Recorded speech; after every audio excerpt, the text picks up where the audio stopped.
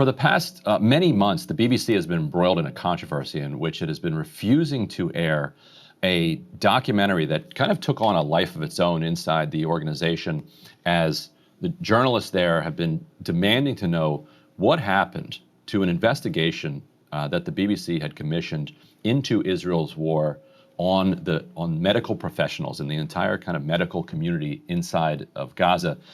That controversy now resulted in the documentary being acquired by Mehdi Hasan and Zeteo News for its worldwide distribution, and by Channel 4 inside the UK for its UK distribution. So Mehdi's joining us now to talk about this documentary and also the process that led up to it being censored and now being finally released last night. Mehdi, thanks so much for joining us.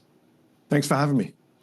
And I wanted to start just by honoring several of the medical professionals who have been killed in this genocide. If we could put up, I believe it is C3, Dropsite posted this yesterday. This is a picture from a graduation ceremony at the Faculty of Medicine in Gaza.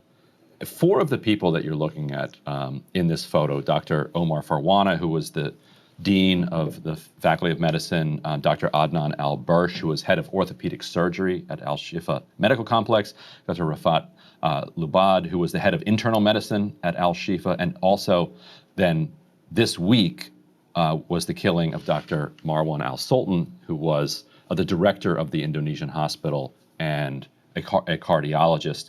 So in that photo, four of them have been assassinated, several targeted at their homes, not collateral damage from attacks on fighters or caught in crossfire.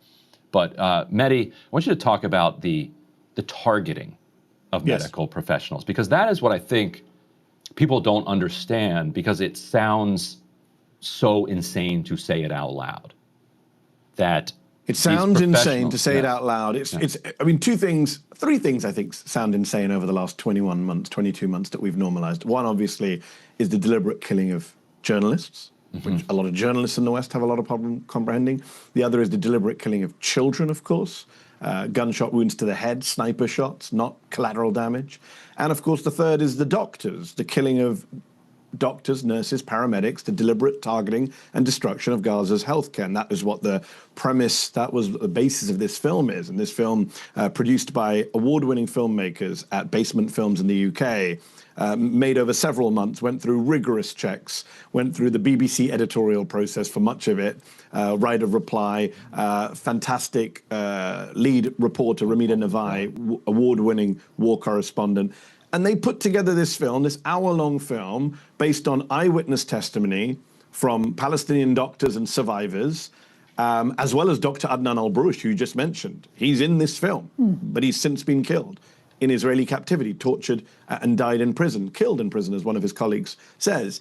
So you've got eyewitness testimony from Palestinian doctors as to what they have had to endure.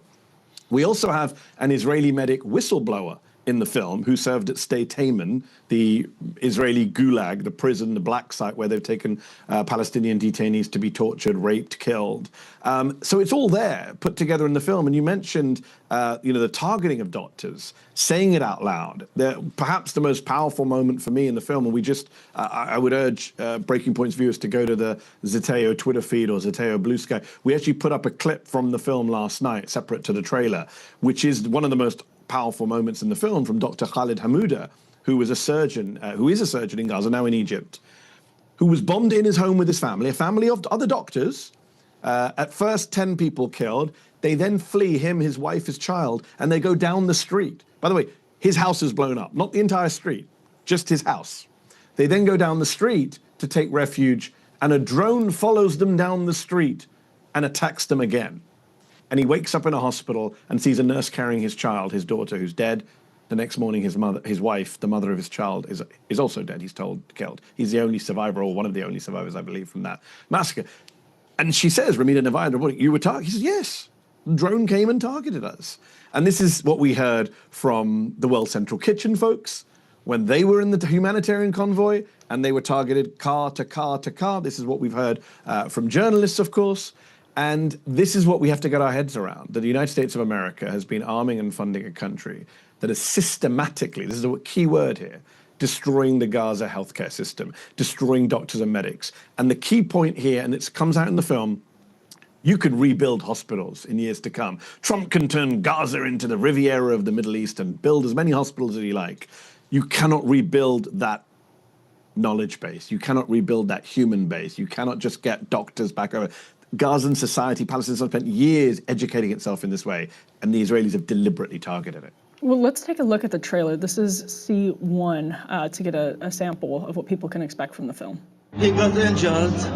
They shot at us at the operative room. Israel has been killing the very people trying to keep the healthcare system alive, its doctors and medics, despite hospitals and healthcare workers being protected under international law.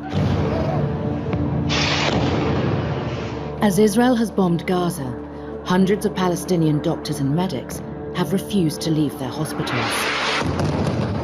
We are in the theater, in the operating room, full darkness, no water, no electricity. But we have a hero, surgeons in Gaza. Hundreds of medics have been killed.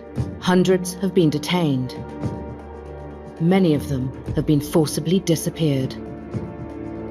Our Palestinian team on the ground have gathered testimony from health workers and their families. المهم علقوني في قلب زي المعلقين هذول كلهم معلقين علقني كله بنزف دم.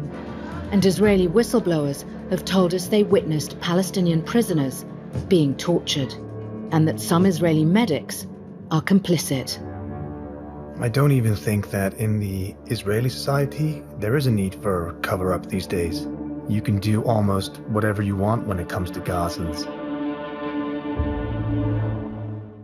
Well, one of the things people can see, Mehdi, is that this is a high production value film. And the BBC funded this film. The BBC then refused to air it and was giving quote unquote bullshit reasons, according to a source who told that to The Independent. And Mehdi, you have probably a lot of insight into this process of why the BBC, which had recently aired the Louis Theroux documentary, I believe that was on BBC. Yes. What happened? What's your understanding of why they ended up getting rid of a film that they funded? So the BBC put out a very long statement, a bullshit statement, I would argue as well. Their argument was that they had this other documentary that they aired on Gaza, which became super controversial, I would argue, for unnecessary reasons. Mm-hmm. It was narrated by a child in Gaza, surviving the war, and it turns out the child was the son of a deputy agriculture minister in the Gaza government, some technocrat, who was then labeled, of course, as just Hamas. And there was a huge furor in the UK that the BBC had put out a film for the child of a Hamas minister, even though, again, it was a well-sourced, well-made, high-production value film. The child had not decided the editorial agenda. But while they were, quote-unquote, investigating how that happened, they decided to park this film, which, as you say, they'd spent a lot of money on, spent many months making, with Basement Films, who we at Zeteo know well because they made a film for us last year called Israel's Real Extremism, which I came on the show to talk about, if memory serves me correctly then. And the fundamental argument for the BBC was, well, Basement Films went out and talked about the process while we were still trying to get everything approved. They then put out, Basement were frustrated, of course. My friend Ben DePere, who's the executive producer, former head of Channel 4 News, very respected, award-winning journalist, he went out at the Sheffield Documentary Festival and said, come on, this is ridiculous. We've got doctors in the film waiting for this film to come out. We're showing disrespect to people who risk their lives to talk to us, sources, whistleblowers, survivors of massacres. The BBC put out a statement saying, well, if we put it out now, there will be the perception of partiality, and the BBC can't have the perception of partiality. The great irony being, of course, that their decision not to air this film that they commissioned, that ran through their checks, that is the greatest perception of partiality. It's partiality towards Israel. They have now run one Gaza doc and then pulled it. It's nowhere to be seen because apparently it was the child of a Hamas minister bullshit argument. And now they didn't even air the other Gaza documentary. And then add that to all of the rest of the coverage of the BBC's of Gaza over the last 21, 22 months, which has been abysmal, which has caused multiple internal backlashes, protests from BBC staff who are frustrated at what their broadcaster has done. This is a BBC that has been cowed, intimidated, pressured, bullied. This is a BBC. I used to work at the BBC. I used to defend the BBC when I worked in the UK from right-wing bullshit attacks. But I think I've never seen in my entire lifetime, I'm about to turn 46 years old, in my entire lifetime of watching the BBC, I've been watching the BBC since children's cartoons on a Saturday morning, and I can honestly say it's never taken a beating like this. I've never had such a depressing, disappointing view of the national broadcast in the UK that I've had since October 2023. I know many other people who've stopped watching the BBC, stopped appearing on the BBC, because their coverage has been so shameful, not just in the documentary space, but in the news space, the online space, the ridiculous headlines. There was a study by the Center for Media Monitoring recently which said they give 33 times as much coverage per Israeli casualty as they do per Palestinian casualty. So there's not a perception of partiality, there's a well-documented evidence of partiality towards Israel. And I want to linger on that point and connect it to the point that you made about the original controversy that then put this documentary on ice. Trying to imagine a world in which a documentary was made about the difficulties faced by Israeli children in the war, which are non-trivial, often headed to bomb shelters, which is absolutely, even if nothing happens, it's traumatizing for a child to have to hide somewhere with their family in the dark, worried that they might get hit by a bomb. Like, that alone is traumatizing. So let's say that the BBC commissioned a documentary, focused on the way that the war was affecting children. And then it turned out that the boy's father worked for the Ministry of Agriculture in Israel. And they pulled the documentary and apologized and investigated. Never would happen. And investigated how that could happen. How could you possibly have aired the thoughts of a child whose father works for the Ministry of Agriculture in Israel? That, to me, kind of tells you everything you need to know about the way that the BBC approached this. So how difficult was it to kind of pry this out of the BBC? Or were they like, thank you, Mehdi, like, we're so glad to be done with this controversy? So the heavy lifting was done by Ben DePere at Basement Films, who made this film, sweat and blood in this film, spent a long time in back and forths with the BBC. And, he runs an independent production company. It's very risky for him to pick a fight with one of the biggest broadcasters in the world, which commissions his stuff. So props to my friend Ben, really, for believing in this film and saying, look, I want it out there. Doesn't matter if I screw up my relationship with people. Doesn't matter if I lose money on this. I want it out there. And the BBC did sit on it for a while and weren't going to release it, as far as I'm aware. And eventually they did release it, partly because of Ben's cajoling, partly because I think they just wanted to be done with it. And then us and Channel 4 were able to come in and say, well, we're going to give it a platform. I knew from the moment they benched it, like, if this film becomes available, I was messaging Ben saying, we want a platform. This is what Zeteo was created for, right? To give these voices to the world, to try and platform these voices.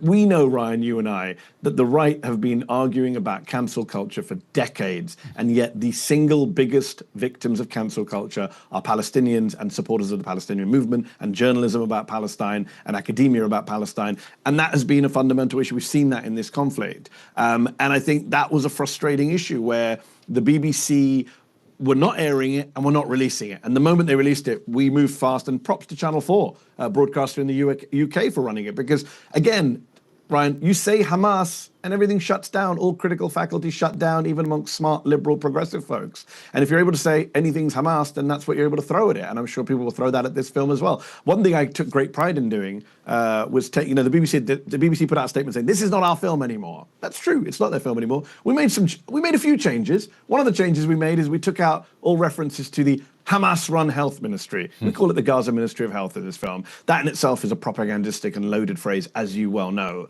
because it allows people to then cast doubt on the deaths and torture of Palestinians. And we have eyewitness accounts of this film from people who have nothing to do with Hamas about that suffering. Just one quick story that your viewers might be interested in that I heard recently from someone else.